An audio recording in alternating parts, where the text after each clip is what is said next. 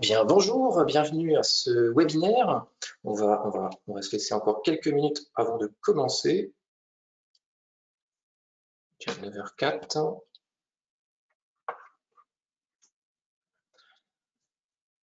On va commencer dans 30 secondes.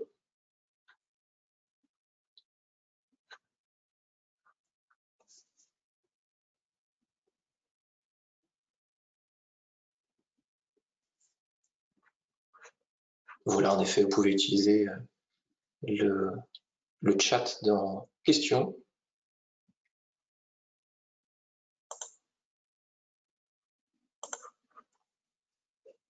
Très bien. On va pouvoir commencer. Alors, bienvenue à tous et à toutes dans ce webinaire éco-conception découverte.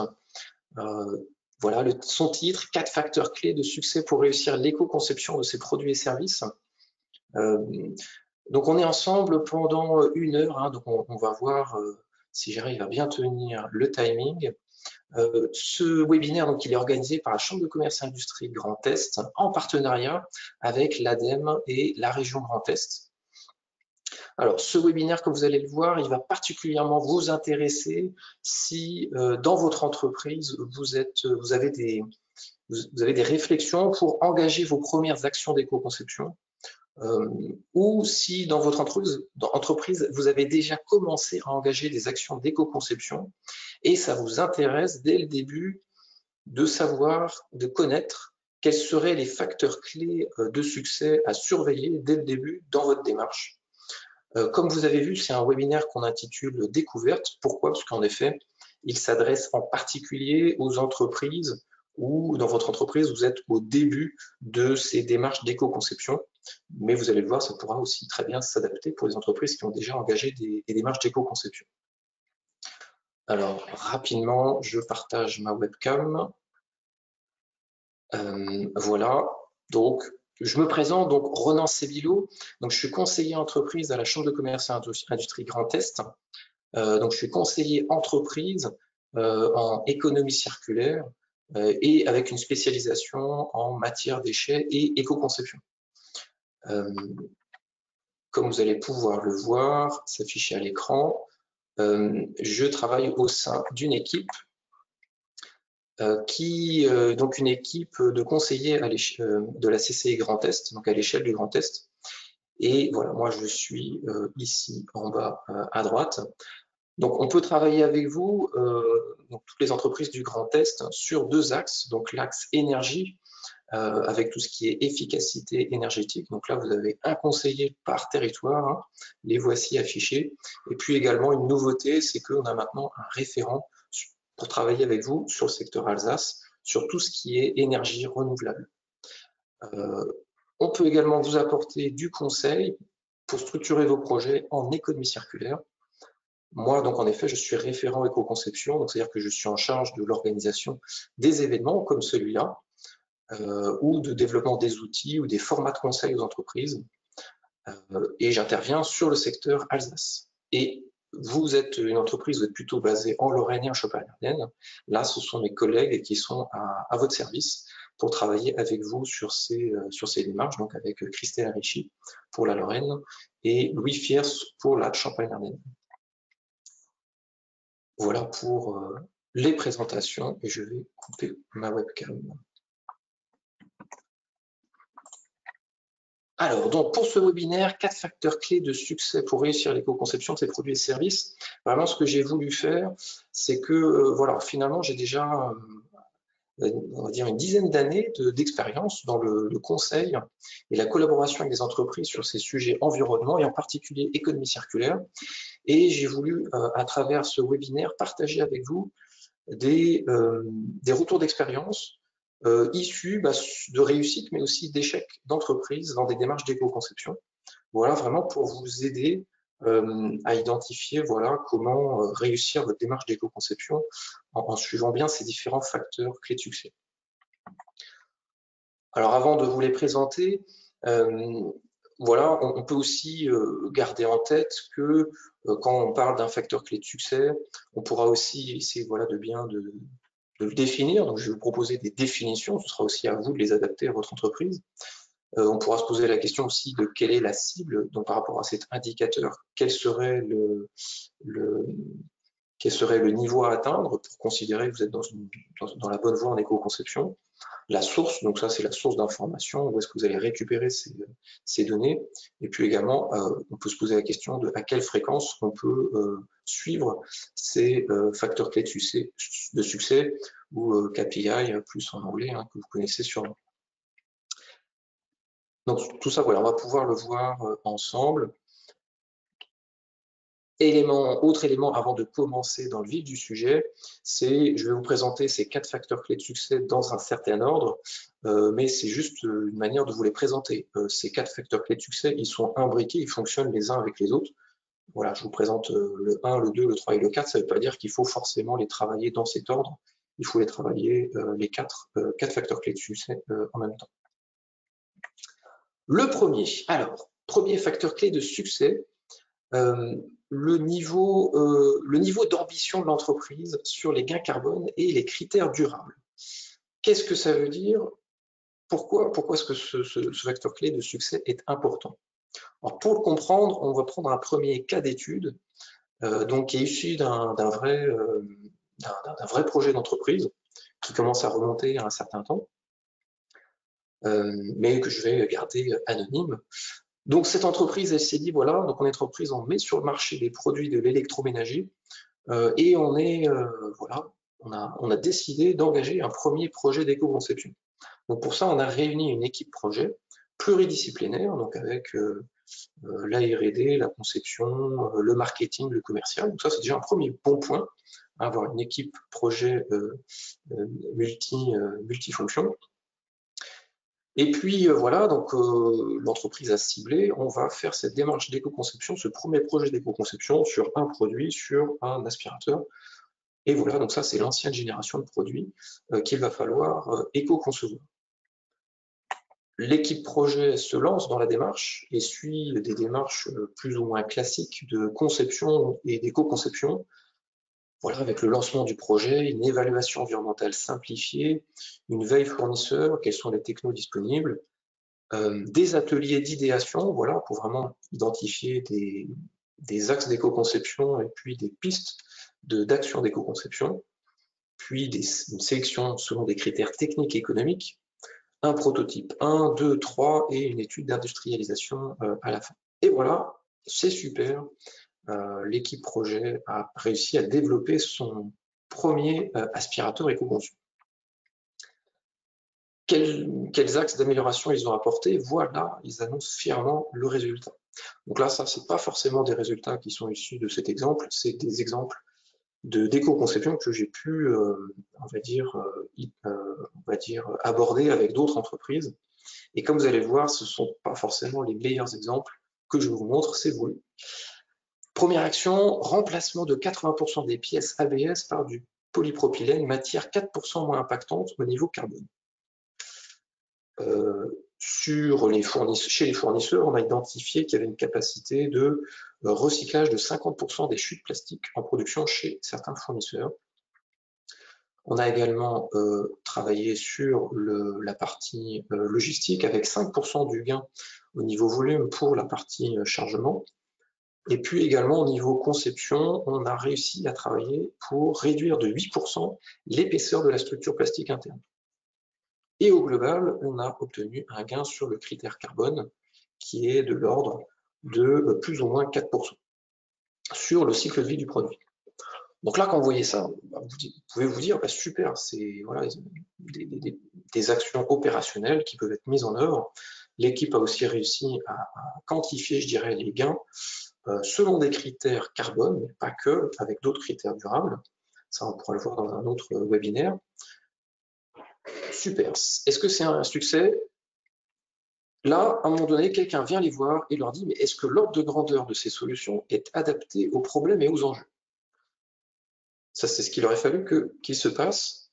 Et l'équipe projet aurait répondu, mais attendez, nous, on nous a donné mais ça ne fait pas partie des données d'entrée du projet. Nous, on nous a donné le produit, l'ancienne génération éco-concevoir, on nous a donné le cadre, chercher des actions d'éco-conception, c'est ce qu'on a fait. on n'a pas eu d'autres infos. Qu'est-ce que vous entendez par est-ce que c'est adapté aux problèmes et aux enjeux? Alors, donc c'est là où finalement, voilà ce qu'il aurait été intéressant d'avoir en tête dès le début du projet d'éco-conception, c'est une connaissance même simple des enjeux liés à la crise climatique. Donc là, je vais vous rappeler des informations que vous connaissez sûrement, qui est pas mal diffusée au niveau des médias, mais qui est vraiment important d'avoir en tête. C'est très simple. Aujourd'hui, voilà, il faut avoir en tête que 80% des énergies mondiales, elles sont d'origine fossile, avec pétrole, gaz, charbon. Hein. L'ordre de grandeur, c'est 25% des énergies. C'est issu du pétrole, 25 le gaz et 25 le charbon, et puis le reste, les autres énergies. Ça a comme conséquence que les émissions de gaz à effet de serre au niveau de l'atmosphère augmentent chaque année et s'accumulent. Et ça a pour conséquence une augmentation de la température planétaire que vous voyez ici dans ce graphique. Donc aujourd'hui, ce qu'on peut voir, c'est qu'on est sur aujourd'hui, on est sur déjà plus 1,1 degré d'anomalie de température au niveau planétaire. Puisque plus de gaz à effet de serre égale plus d'effet de serre, c'est enfantin.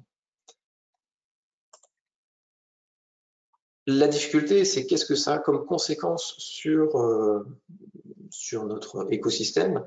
Personne n'est capable de savoir ce que cela peut avoir comme conséquence. Par contre, c'est intéressant de se pencher sur le passé.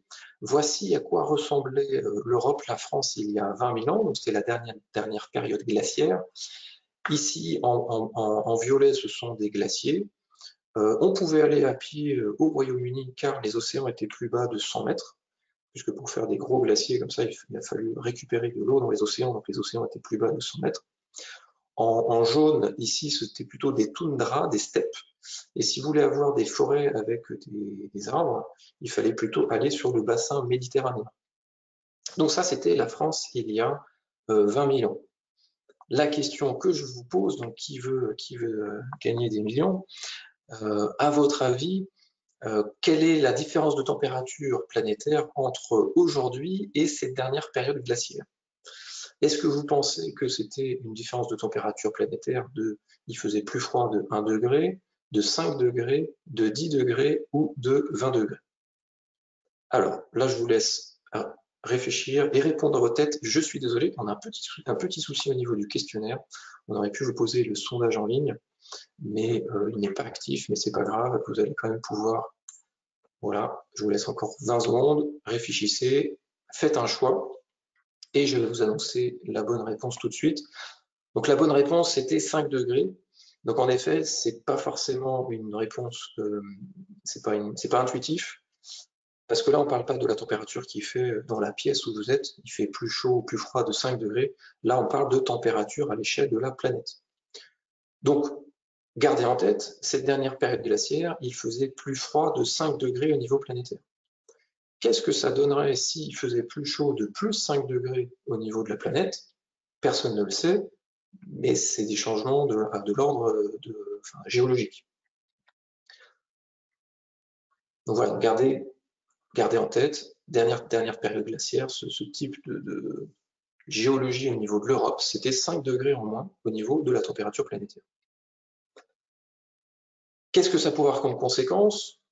Vous pouvez aujourd'hui déjà consulter des cartes qui simulent. Voici le résultat. Qu'est-ce qu'on pourrait avoir comme température en 2100? Donc c'est dans longtemps, c'est dans 80 ans. Si on est sur un scénario où on ne fait pas du tout d'éco-conception, de réduction des gaz à effet de serre, voici cette carte. Cette carte, elle représente les jours mortels de chaleur. Qu'est-ce que ça veut dire? C'est en rouge sur la carte, ce sont les zones sur Terre, c'est une étude scientifique, hein, ce ne sont que des hypothèses, où 365 jours par an, il fait une température qui n'est pas supportable par le corps humain. C'est-à-dire, sans rentrer dans les détails, c'est plus de 35 degrés avec un taux d'humidité de 100%. C'est-à-dire qu'à cette température, en fait, vous avez chaud, vous transpirez, mais comme l'air est saturé d'humidité, transpirer ne vous fait pas refroidir le corps, et donc là, vous avez soit vous arrivez à vivre dans un espace climatisé et vous pouvez survivre, soit vous n'avez pas de clim, et dans ce cas-là, il faut quitter ces zones. Donc vous allez vous dire, ouf, la France, on n'est pas en rouge. Oui, mais toutes ces zones, les habitants devront partir avec, par exemple ici, des pays qui sont peuplés de millions d'habitants. Autre question, je vous prends au dépourvu. Ça, c'était une question facile. Maintenant, vous devez commencer à bien connaître ce type de réponse. L'autre question, c'est quand j'émets 10 tonnes de CO2, c'est à peu près ce qu'on émet ramener à un Français par an, dans l'atmosphère. Quand j'émets 10 tonnes de CO2 dans l'atmosphère, quelle est sa durée de vie avant d'être entièrement captée par la végétation et les océans? Donc ça, c'est le cycle du carbone. Quand vous émettez du carbone dans l'atmosphère, au bout d'un certain temps, il y a quand même les végétaux qui vont recapter ce carbone, ou les océans. À votre avis, est-ce qu'au bout de 10 ans, tout le carbone que j'ai émis a déjà été réabsorbé, ou est-ce que c'est au bout de 100 ans, ou est-ce que c'est au bout de 1000 ans, ou est-ce que c'est au bout de 10 ans, de 10 000 ans? Voilà, c'est une question, vous n'étiez pas préparé. Je vous laisse réfléchir un instant. C'est, je sais, moins interactif que s'il y avait le sondage. Donc voilà, voilà, vous devez avoir trouvé une solution. La réponse était 10 000 ans. Donc ça, c'est aussi un élément à avoir en tête. Ça veut dire que quand vous avez pris votre voiture pour aller au travail, vous avez émis du carbone et que dans 10 000 ans, 100% du carbone que vous aurez émis, donc en cette année 2021, aura été réabsorbé. Ça veut dire que ce sont des enjeux forts, émettre du carbone dans l'atmosphère. Donc qu'est-ce que ça veut dire clairement aujourd'hui? C'est que si on voulait avoir que 1 degré de réchauffement climatique, ça c'est un choix auquel on n'a pas accès. On est déjà engagé, on est déjà à 1,1 degré, et même si on arrêtait d'émettre du carbone maintenant, on irait sûrement vers du plus 1,5. Donc soit on veut aller que vers 2 degrés de changement climatique, ce qui aura déjà des impacts lourds, et donc ça c'est le choix zéro émission nette de carbone, ou soit on considère que on continue à faire fonctionner l'économie comme aujourd'hui, et par contre là on va vers du plus 5 degrés. Donc ça, ce sont des choix qui sont ni bons ni mauvais, ce sont des choix. Par contre, voilà, il ne faudra pas se dire, je ne savais pas que j'étais face à un choix. Concrètement, au niveau de la réglementation française, ça se traduit comment? Par un engagement de réduire de 75% les émissions de CO2 en 30 ans, par rapport à 90. Ce qu'on peut retenir, c'est que par rapport à 2000, et par rapport à 2050, donc dans 30 ans, si on veut réduire de 75% les émissions de carbone, ça revient à diminuer de 5% les émissions de carbone par an pendant 30 ans. Donc là, voilà, on va vous parler de transition écologique et énergétique. Donc, on se perd. Revenons à notre exemple de l'aspirateur. Donc là, vous comprenez bien que voilà, j'ai développé un produit éco-conçu où je vais avoir un gain de 4% de CO2 sur le cycle de vie du produit. Le cycle de vie, c'est la durée de vie. On va dire un aspirateur, s'il dure 5 ans, c'est déjà bien. Donc en 5 ans, je vais avoir gagné 4%. Ah oui, mais pour l'objectif 2 degrés de réchauffement climatique, c'était 5% par an qu'on veut gagner. Donc là, il y a une première incohérence. Rapidement, je prends les autres axes d'éco-conception qui ont été développés. Par exemple, remplacer 80% des pièces ABS par du PP parce que j'ai un bilan environnement qui me montre que c'est moins impactant. C'est 4% moins impactant. Là, il faut faire attention parce qu'en fait, en faisant de l'éco-conception, vous allez commencer à utiliser de la comptabilité carbone et autres indicateurs. Et généralement, en entreprise, on n'a pas l'habitude de manipuler cette comptabilité et il faut faire attention à certains biais. Voici une solution A, voici une solution B qui a été éco-conçue sur l'ensemble du cycle de vie. On voit qu'on a gagné 5% sur la partie matières premières, fabrication, distribution, utilisation, fin de vie, donc entre 3 et 6%, donc une moyenne autour de, on va dire, de 4 ou 5%. À votre avis, est-ce que B est meilleur que A? La réponse, ce sera hélas que, en fait, non, A est équivalent à B. Pourquoi? Parce qu'en fait, quand vous utilisez des indicateurs de comptabilité carbone, ces indicateurs, ce sont des moyennes de moyennes. Donc là, je n'ai pas le temps de rentrer dans le détail, mais retenez que l'ordre de précision de ces indicateurs est de l'ordre de 20%. Quand on va vous dire A émet 5% de CO2 de moins que B, c'est 5%, mais avec un ordre de grandeur de plus ou moins 20%. Donc, ça veut dire que A est plus ou moins égal à B. Là, pareil, défaut. Vous avez essayé de faire l'éco-conception, vous êtes basé sur un indicateur, mais vous n'avez pas cette information de base du niveau de précision de l'indicateur. Réduction maintenant de 10% de l'épaisseur de la structure de plastique interne. Là, je ne rentre pas dans le détail, mais on peut se poser la question de est-ce que ça ne va pas jouer sur la durée de vie du produit. À vouloir trop l'alléger, peut-être vous allez réduire sa durée de vie. En tout cas, même si ce n'est pas le cas, on va dire réduire les épaisseurs au niveau matière de cet ordre de grandeur, c'est ce qui est fait, je dirais, habituellement, c'est le quotidien, je dirais, en entreprise, en conception. Et là, en fait, l'équipe projet est restée en termes d'efficacité à un niveau 1, c'est de l'amélioration incrémentielle. Si on va gagner un peu d'épaisseur par-ci par-là, on va gagner un peu de taux de chargement par-ci par-là. Ça, on va dire, ça, c'est pas besoin de faire une démarche d'éco-conception structurée, c'est ce que vous faites finalement au quotidien. La difficulté, c'est que vous restez bloqué à un niveau 1 d'amélioration du produit qui n'est pas suffisant pour aller vers du gain de 5% de CO2 par an. Il faut pouvoir identifier des solutions plus en rupture, donc avec des reconceptions totales du produit, voire aller vraiment sur de l'innovation au niveau des fonctions, voire aller vers des innovations au niveau du système. Donc là, pareil, j'ai pas le temps de rentrer dans le détail, mais là, l'équipe projet aurait dû aussi avoir ce type d'information au début pour qu'au niveau de l'atelier d'idéation, elle puisse reclasser, je dirais, les idées qu'elle a développées selon ces 4 niveaux. Si 80% de vos idées sont sur un niveau 1, il y a un risque que vous ne soyez pas dans les clous au niveau gain de CO2 à faire par an. Donc voilà ce qui se cache derrière ce facteur clé de succès, c'est le niveau d'ambition de l'entreprise sur les gains carbone et les critères durables. Un autre cas d'école, ça c'est un exemple qui date, vous le voyez, du 16 mars dernier. Le groupe Haribo, pour sa gamme Dragibus, s'est dit, ça c'est une opportunité, on va travailler sur le packaging.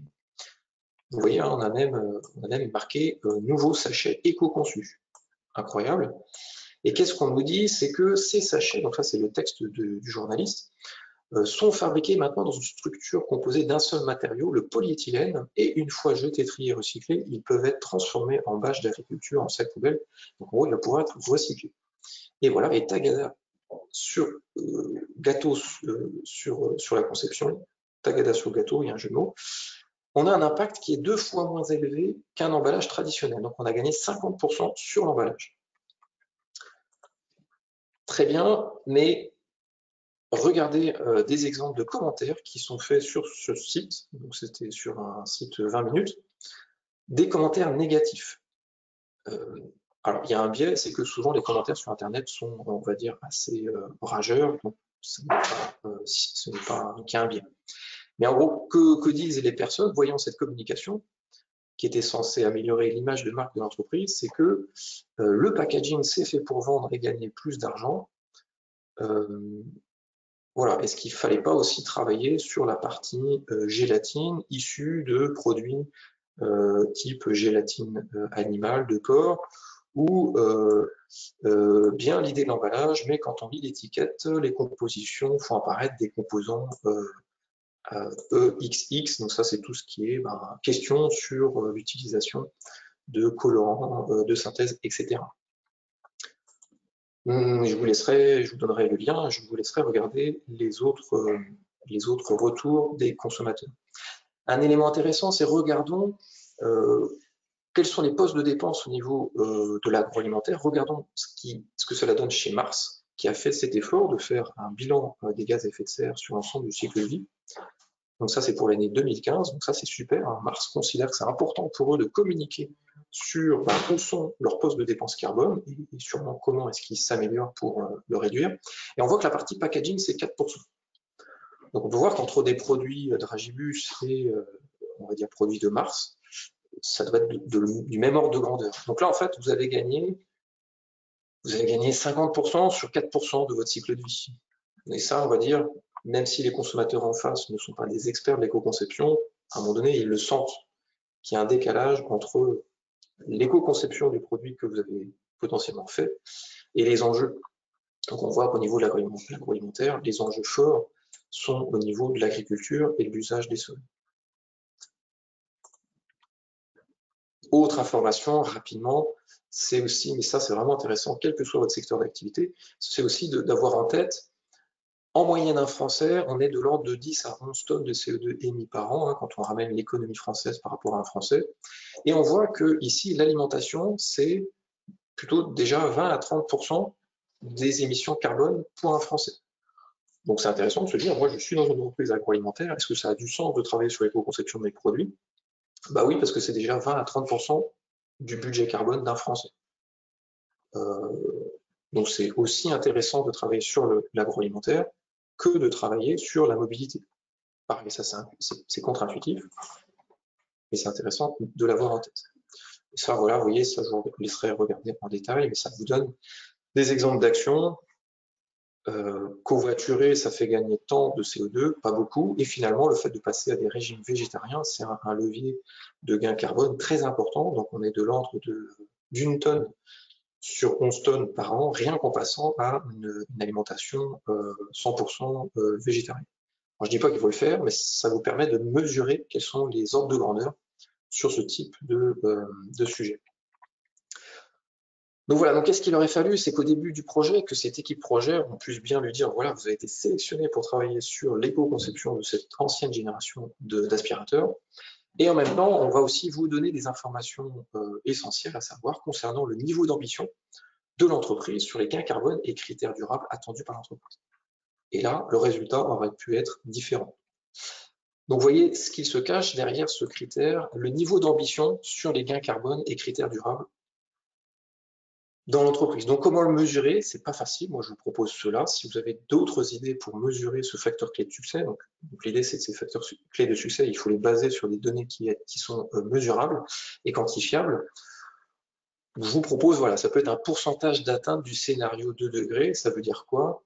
Par exemple, si dans votre entreprise, on se dit au niveau de la direction, on dit, bah voilà, nous le challenge, c'est d'ici 3 ans, faire 15% de gain carbone sur le critère carbone et autres critères, 15% d'ici 3 ans, 5% par an, on est dans le bon niveau d'ambition. On peut dire qu'on a 90% d'adéquation.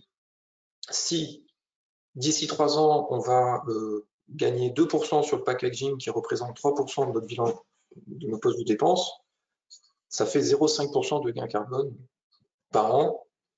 Bon là, voilà, là, vous pouvez dire qu'il y a un niveau d'ambition qui est de 10% d'adéquation entre les actions d'éco-conception que vous engagez et l'enjeu qu'il y a au niveau crise climatique.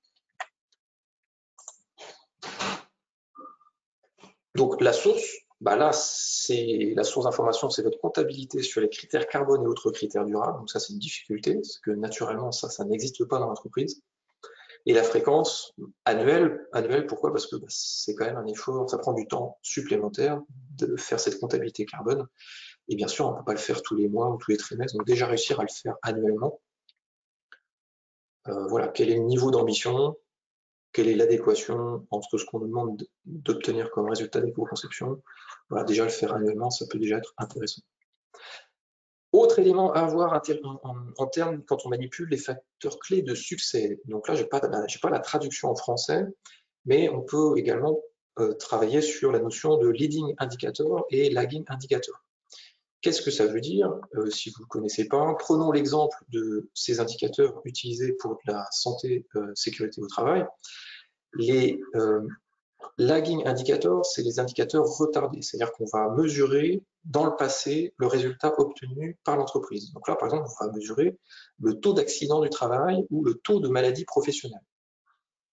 Donc ça, vous regardez dans le passé et vous dites, bah, le taux d'accident dans mon entreprise, il est de temps. C'est des indicateurs retardés, vous regardez vers le passé, quel a été votre niveau de performance.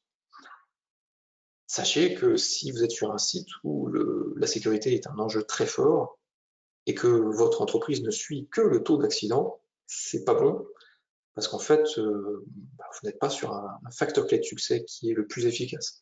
Le mieux, ce sera d'avoir des leading indicators. Donc, par exemple, ça va être le taux de port des EPI, donc casque de chantier, voilà. Si on suit et que 90% des collaborateurs mettent les EPI qu'il faut, en cas d'accident, normalement, il y aura une première barrière de sécurité. vaut mieux suivre ce type d'indicateur. Il faut suivre les deux, mais il vaut mieux mettre l'accent sur les leading indicators. Les deux se combinent bien. Le taux de port des EPI, c'est bien, c'est un exemple que je vous donne pour comprendre ce principe, hein, j'espère que je suis clair. Mais même dans une entreprise, cet indicateur n'est pas pertinent. On arrive du coup à des indicateurs plus subtils, mais qui sont vraiment très opérationnels. Idéalement ici, ce serait plutôt de dire le leading indicator au niveau sécurité, ce serait le pourcentage de résolution des non-conformités sécurité identifiées pendant les audits de terrain. Ça veut dire, voilà, vous faites des audits de terrain, on a constaté non-port des EPI, les EPI c'est bien, mais c'est pas l'essentiel de la sécurité, ou c'est, on va dire, renouvellement de la formation sur la sécurité au poste qui n'a pas été assurée. Ok, qu'est-ce qu'on a mis en place comme action, contre-mesure pour résoudre cette non-conformité? L'objectif, c'est d'être à 90 à 100%. Voilà, si vous faites l'effort de suivre cet indicateur, vous avez des chances que dans le futur, votre indicateur retardé taux d'accident soit le plus bas. Au niveau de ce sujet éco-conception, ce sera pareil. Et là, vous voyez cet indicateur, le niveau d'ambition. Donc on est vraiment au début, on est avant l'équipe projet, avant la phase projet. Là, on sera plutôt sur un leading indicateur. Voilà, le temps file. Je vais passer rapidement maintenant à la suite sur les prochains facteurs clés de succès. Et rassurez-vous, certains sont beaucoup plus simples.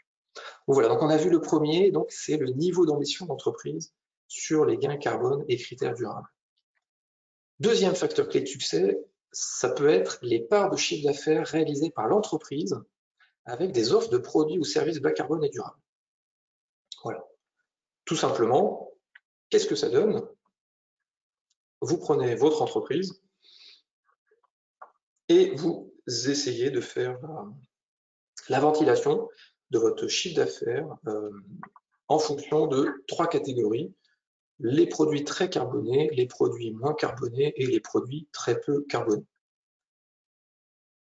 Et puis voilà, vous allez dire, voilà, finalement, nous, en fonction de ces 3 catégories, on a 70% de notre chiffre d'affaires qui est fait sur ces produits très carbonés. Aujourd'hui, on n'est que à 5% sur des produits peu carbonés. Et bien sûr, l'objectif, ce serait que d'année en année, la part des produits peu carbonés augmente et la part des produits très carbonés baisse. Voilà, tout simplement. Ça, c'est vraiment intéressant parce qu'à un moment donné, quand voilà, ce sujet éco-conception arrive au niveau de vos directions, et on va vous demander, oui, mais bon, concrètement, c'est quoi l'éco-conception? Bah, concrètement, l'éco-conception, c'est ça. C'est pouvoir mettre sur le marché des produits ou des services bas carbone et autres critères durables, et que de plus en plus, ça représente une part importante de notre chiffre d'affaires. C'est ça l'éco-conception. Ok, donc en fait, c'est quelque chose de concret. C'est pas juste des études, c'est ça. Ça peut vraiment être intéressant pour au niveau de la direction. Là, vous allez me dire, la difficulté, c'est comment définir les produits ou services qu'on va considérer comme étant peu ou moins carbonés. Là aussi, subtilité. On peut parler de produits bas carbone. Ça sera peut-être plus simple hein, au début de parler de produits moins carbonés. On est moins carboné que un produit concurrent ou que l'ancienne génération de produits dans notre entreprise. Bas carbone ou neutre en carbone, ça c'est peut-être des critères peut-être trop ambitieux. Mais là, en effet, il y a un travail à faire. La difficulté, c'est que si vous prenez des critères qui ne sont pas assez stricts, vous allez vous retrouver en disant bah, 95% de nos produits sont déjà très peu carbonés. Voilà, il y a un risque de démotiver les équipes dans le sens en disant bah, finalement on est déjà très bon, donc il n'y a rien à faire. Mais ça peut aussi indiquer que l'entreprise est finalement pas assez à niveau pour identifier les produits qui sont peu ou qui sont très peu carbonés ou peu carbonés.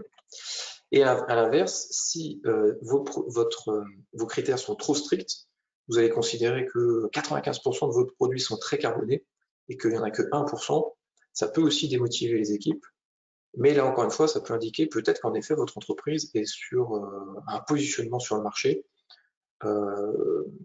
qui est réellement sur des produits très, très carbonés, et donc c'est un risque pour votre entreprise dans les années qui viennent. Prenons un exemple avec Airbus. Voilà. Et on va dire le critère environnement fait naturellement de plus en plus partie des critères au niveau des gammes d'avions. Donc là, voilà, c'est pas très clair, mais il y a marqué moins 20% de consommation de carburant par siège. La question, regardez, c'est assez intéressant, c'est que il y a quelques années, il y a peut-être 5 ans, pour Airbus, si cet exercice était fait, on pouvait dire, voilà, ce sont des chiffres fictifs, on a notre nouvelle gamme Airbus A320 Neo où on a 20% d'économie de carbone, ça c'est vraiment notre gamme produit peu carboné. On a l'Airbus A350 où il n'y avait que 3,5 de gain d'économie, puis les anciennes générations. Voilà, on était comme ça. Par contre, rappelez-vous ce qui s'est passé, crise Covid, industrie de l'aéronautique en crise.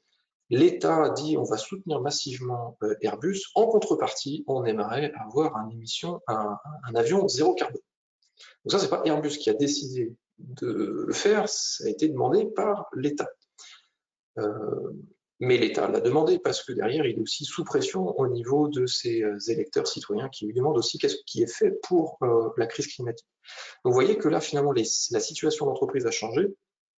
Et tout d'un coup, l'Airbus Neo, qui était la gamme peu carbonée, bascule dans la gamme moins carbonée. Et puis la gamme produit peu carboné, zéro carbone, attention, ce n'est pas cohérent de parler de zéro carbone, mais c'est comme ça que ça a été communiqué, devient tout d'un coup quelque chose de très petit. En tout cas, aujourd'hui, c'est que au stade de la R&D. Donc tout ça pour vous dire que c'est aussi dynamique en fonction de l'évolution des technologies ou des demandes du marché. Donc voilà, rapidement sur cet indicateur. Donc pour le coup, là, il est plus simple à suivre. Donc les parts de plus simple si vous arrivez à définir vos catégories. Donc je rappelle le facteur clé de succès numéro 2 et non pas numéro 1, c'est les parts de chiffre d'affaires réalisées par l'entreprise avec des offres de produits ou services bas carbone et durables. Et la cible, là, je dirais que c'est en fonction du dynamisme des marchés, des avancées technologiques. Les sources, c'est votre reporting chiffre d'affaires par marché ou par gamme. Et la fréquence, ça peut être trimestriel parce que le chiffre d'affaires, c'est quand même quelque chose qui est suivi régulièrement. Par contre, là, vous voyez, on est plutôt dans un lagging indicator. Là, vous mesurez le résultat. C'est le résultat. Donc, du coup, c'est un résultat retardé. Vous regardez dans le passé, qu'est-ce que vous avez obtenu comme résultat. Donc là, il fonctionne bien avec les autres indicateurs de facteurs clés de succès. Alors, là aussi, une question que j'aurais bien voulu vous poser, mais vous pourrez me faire des retours via le questionnaire du chat à l'instant, si vous voulez bien. C'est, admettons que vous arrivez à définir les différents niveaux pour votre entreprise en termes de produits ou services qui sont très carbonés, moins carbonés, peu carbonés. Selon vous, est-ce que vous pensez que ce sera utile pour votre direction? Voilà, question ouverte. Est-ce que vous pensez que ce type d'indicateur part du chiffre d'affaires de l'entreprise en fonction des catégories de produits ou de services? Ça fonctionne aussi sur les services. Est-ce que vous pensez que c'est quelque chose qui peut toucher, qui peut être utile à votre direction? Question ouverte. Oui, pas du tout.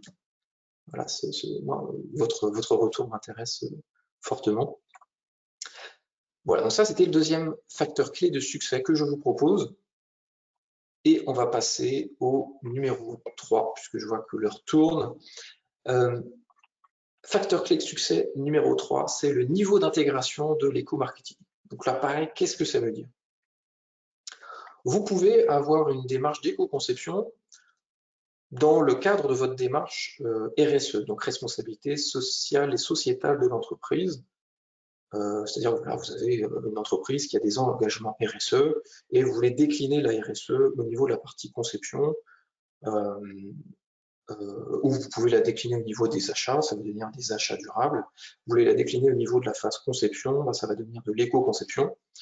Et c'est déjà bien, c'est peut-être déjà suffisant. Et ça, vous allez le faire, ça va toucher les salariés. Rappelez-vous les retours positifs des entreprises. Hein, le retour numéro 3, c'est la fierté des salariés. Ok, donc super, vous avez touché les salariés. Potentiellement, vous allez aussi toucher les actionnaires. Donc ça, c'est plus si vous êtes dans des grands groupes. Vous allez aussi pouvoir toucher la collectivité qui va aussi remarquez quand vous allez communiquer auprès des collectivités que vous avez des engagements RSE, donc ça va aussi bien améliorer votre notoriété auprès de la collectivité.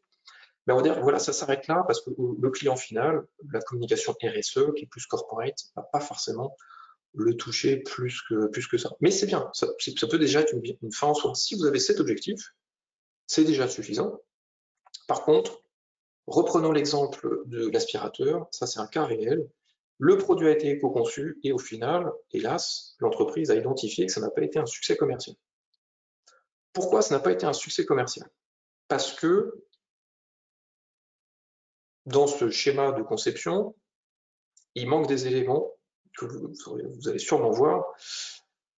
C'est qu'il n'y a pas dans ce schéma la partie étude de marché, il n'y a pas la partie retour client, il n'y a pas la partie communication, il n'y a pas la partie marketing. Et ça, c'était un défaut. Alors peut-être ici, sûrement que dans l'équipe projet, dans ce cas-là, dans ce cas de l'entreprise, il y avait, en fait, l'entreprise a fait appel à un designer industriel. Pourtant, le designer, il devrait s'approcher aussi de ces notions marketing. En tout cas, on peut supposer qu'il n'y avait pas de personne du marketing dans l'équipe projet. Et du coup, quand le produit est arrivé, l'entreprise s'est dit, c'est éco-conçu, je peux le montrer avec des gains de 5% sur l'ABS, etc. Naturellement, les gens vont l'aimer et vont l'acheter, et ça va augmenter mes succès au niveau des ventes.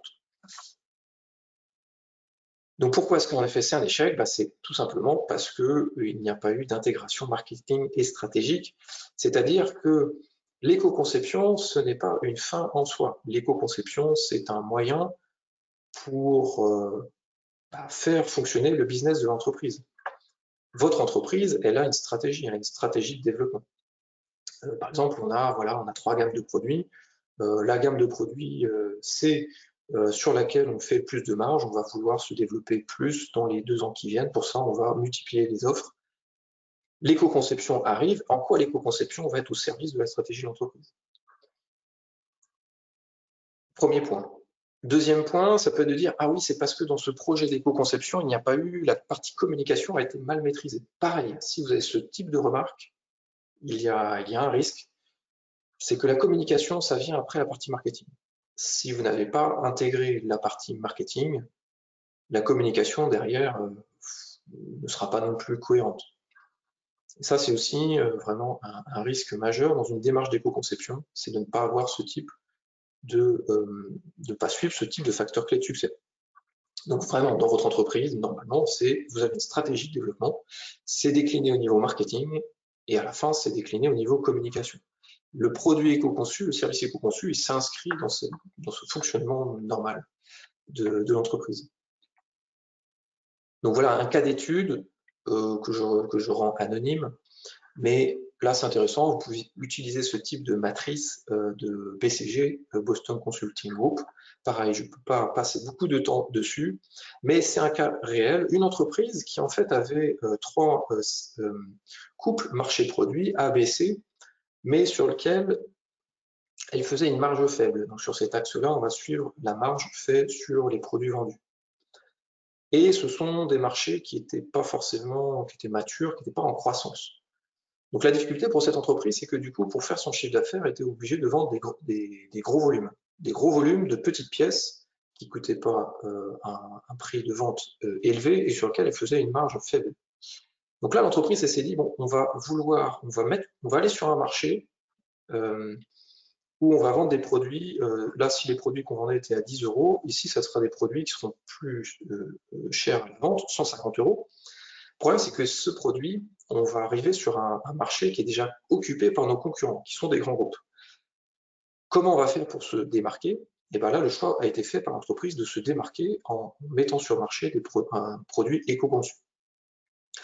Pour voilà derrière développer un produit qui sera avec une marge plus élevée, et sur des marchés qui sont relativement en croissance pour avoir vos fameux, on va dire, marchés produits qui sont vaches à lait, donc qui vous rapportent vraiment le cash au niveau du chiffre d'affaires. Donc voilà, ça c'est vraiment un exemple où l'entreprise est vraiment partie de sa stratégie et derrière a utilisé l'éco-conception au service de sa stratégie. Donc, Encore une fois, dans cette entreprise, il y a eu ça n'a pas fonctionné aussi bien. Pourquoi? Parce que l'entreprise n'a pas aussi travaillé suffisamment un élément qui est quelle était la maturité des segments de marché sur les propositions de valeur liées à l'environnement. C'est-à-dire que l'entreprise a mis sur le marché son produit à 150 € éco-conçu, mais n'avait pas réussi à avoir beaucoup d'informations sur le niveau de maturité de ces segments de marché. Est-ce que l'environnement, c'est un critère de vente? Et au final, le résultat, c'est que ça n'a pas été forcément, ce n'est pas forcément bien attendu par les clients. Donc ça veut dire que si vous êtes sur un marché qui n'a pas forcément une attente forte sur ce sujet, vous allez devoir être en marketing push, vous allez devoir vraiment faire des gros efforts de communication et de marketing. Si c'est une demande naissante du marché, vous allez pouvoir être en marketing pull, vous allez pouvoir juste répondre à la demande. Pareil, je passe rapidement là-dessus, on pourra le détailler dans des futurs webinaires, c'est que la crise climatique augmente, potentiellement il peut y avoir de plus en plus de marchés où ce type de demande est forte, j'attends des produits éco-conçus, mais quand même une majorité des marchés aujourd'hui, les clients sont plutôt demandeurs de ces produits éco-conçus, mais pas trop. Donc ça, il faut réussir vraiment à bien le doser. Là, je ne vais pas pouvoir rentrer trop dans le détail. Là, ce qui est intéressant, c'est d'utiliser des outils comme la Value Proposition Canvas. C'est un outil qui vous permet de vraiment remettre à plat, je dirais, d'un côté votre produit, vos propositions de valeur, et de l'autre, quelles sont les attentes du client indépendamment de votre offre. Et ce qu'on peut se dire, c'est que voilà, on va segmenter ça entre d'un côté les douleurs du client, et notamment la crise climatique, ça peut devenir vraiment de plus en plus un enjeu, c'est de dire, ben voilà, moi en tant que client qui achète des choses, qu'est-ce que je peux faire à mon échelle par rapport à cet enjeu crise climatique?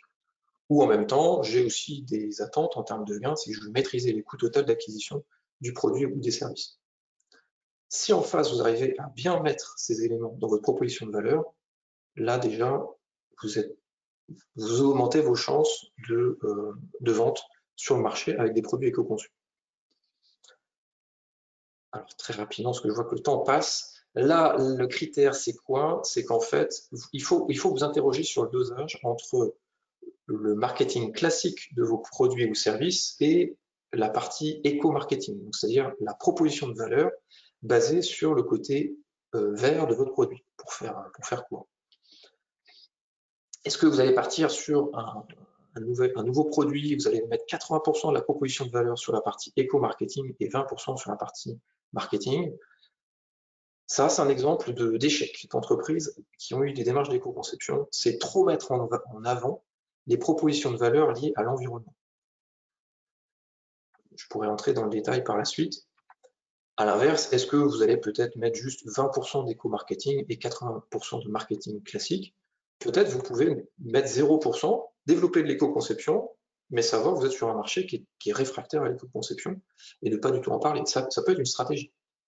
Voilà, il faut vraiment bien articuler stratégie, marketing et communication. Alors voici rapidement un cas d'étude, j'ai peu de temps. Ce que vous pouvez retenir avec ce cas d'étude qui est vraiment intéressant, c'est Saint-Hubert. Saint-Hubert donc, est leader sur la fourniture de margarine, donc de beurre à partir de végétal, potentiellement plus bas carbone que du beurre d'origine animale. Et là, justement, ils ont mis sur le marché un nouveau pot. Quand vous regardez leur communication, vous voyez qu'ils ont éco-conçu le pot, le packaging.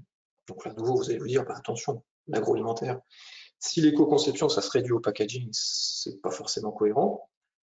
Ce qui est intéressant, c'est qu'ils ont développé un nouveau produit qui s'appelle le petit pot, et c'est un mélange de, je sais pas si c'est bon, j'ai pas goûté, c'est un mélange de beurre d'origine végétale, matière grasse végétale, et de beurre d'origine animale.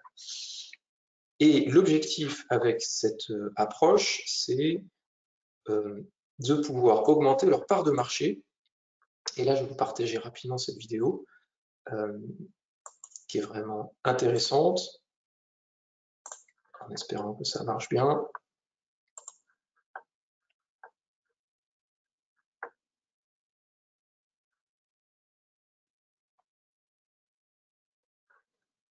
Alors, désolé, on va avoir droit. Je pense à de la pub.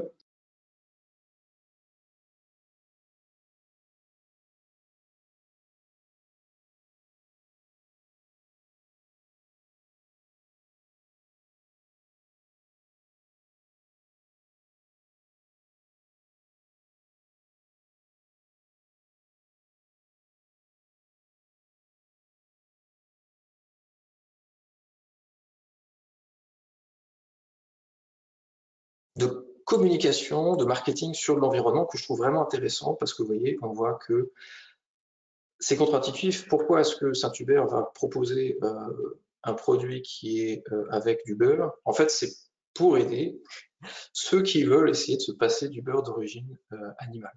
Vous voyez la subtilité? Donc vraiment là, on est sur du marketing qui est assez subtil et assez poussé. Et on voit vraiment en termes de chiffre d'affaires derrière, c'est un enjeu fort pour l'entreprise.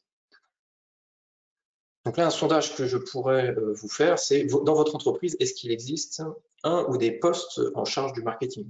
La difficulté, en effet, c'est que quand vous êtes parfois dans des PME, en particulier avec vraiment comment dire, des activités vraiment en B2B, potentiellement, vous n'avez pas forcément ce type de poste à 100% sur du marketing, vous n'êtes pas un collègue responsable du marketing.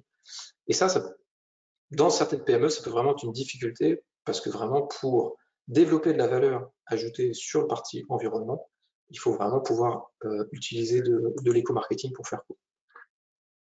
Donc, facteur clé de succès, niveau d'intégration de l'éco-marketing, vraiment un indicateur intéressant. Vous avez un projet d'éco-conception. Quel est le pourcentage du budget qui est alloué au volet stratégie, marketing, éco-marketing, communication dans le cadre d'un projet de développement de produits de services éco-conçus? Si au final vous regardez ça et que vous avez 2% du budget, donc le budget c'est le temps homme, c'est les modifications de produits, etc., le fait de faire intervenir un consultant spécialisé en éco-conception, d'abord vous avez le budget global de votre projet. Si dans votre budget global il y a 2% qui est dédié à la partie communication ou marketing, c'est un risque, c'est que vous allez arriver peut-être avec un super produit éco-conçu, et pour le faire connaître, bah, vous n'aurez pas de ressources. Mais là, ça dépend vraiment de votre entreprise. Est-ce que vous êtes en B2B, en B2C? Mais même en B2B, il faut vraiment avoir un budget costaud sur cette partie-là. Donc là, la source, bah, c'est le reporting de dépenses par projet. Et ça peut être semestriel en fonction de si vous avez un projet d'éco-conception par an ou plusieurs. Donc là, pareil, on est plutôt sur alors leading indicator.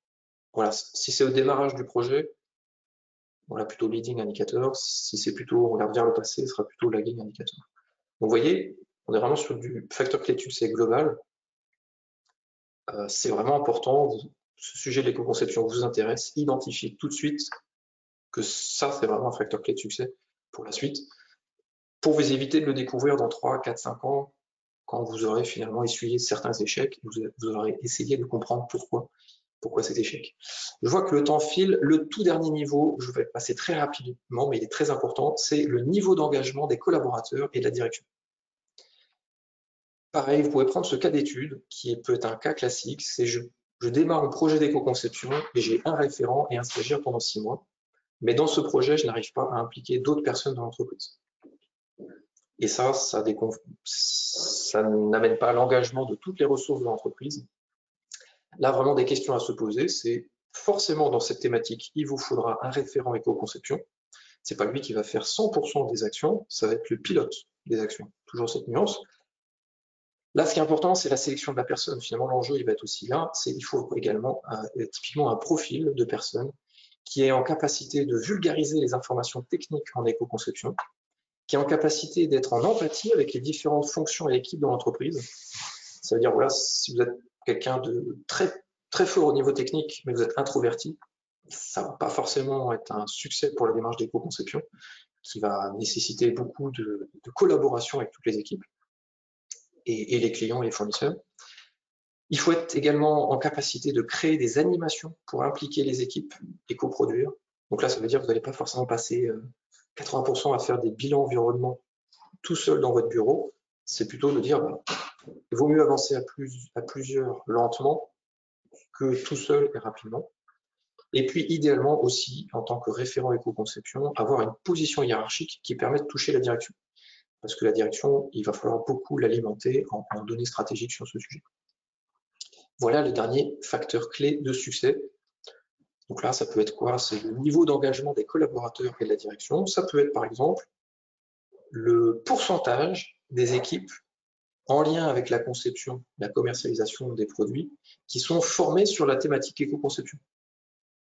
Voilà, si vous identifiez toutes les personnes qui interviennent dans le processus, si vous n'en avez que 5% qui ont été formés, sensibilisés, ça ne sera pas forcément un gage de succès pour la suite.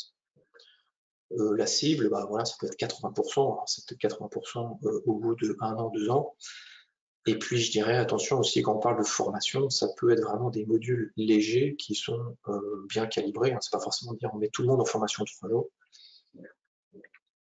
Voilà pour ces 4 facteurs clés de succès. On arrive sur la fin du webinaire. Encore 2 petites minutes d'attention. C'est pour vous dire, voilà, donc là on a vraiment fait un focus avec vous sur ce premier webinaire. Notez que vous pouvez bénéficier dans votre entreprise, si vous êtes basé dans le Grand Est, de conseils de la CCI. Donc c'est vraiment un conseil au début de votre projet d'éco-conception pour voilà, vous aider je dirais, à débroussailler le sujet dans votre entreprise. On va vous aider voilà, à voir où est-ce que vous en êtes, à voir vos axes de progrès, et puis vous aider vraiment à alimenter un premier plan d'action sur ce sujet. Si vous êtes sur des projets un peu plus avancés et que finalement vous cherchez des cofinancements, voire des consultants ou comment structurer votre projet, on est aussi en capacité de vous aider avec le conseil, donc cofinancer son projet d'éco-conception. On va vous aider à structurer votre projet pour en faire une présentation auprès des cofinanceurs qui peut être l'ADEME et la région ou la BPI ou d'autres. Et voilà, il faudra convaincre ces cofinanceurs que vous avez un projet structuré d'éco-conception et on est là vraiment pour vous aider à structurer ce projet, voire aussi à identifier quels peuvent être les bons consultants à faire intervenir dans votre projet. On vous propose également des outils en ligne, donc avec un outil qui vous permet de vous auto-évaluer. Donc là, il faut déjà être sur un niveau déjà un peu avancé et c'est basé en partie sur l'ISO 14001. Et pour la suite aussi, notez que nous avons des prochains webinaires. Ah, excusez-moi, il y a une petite erreur.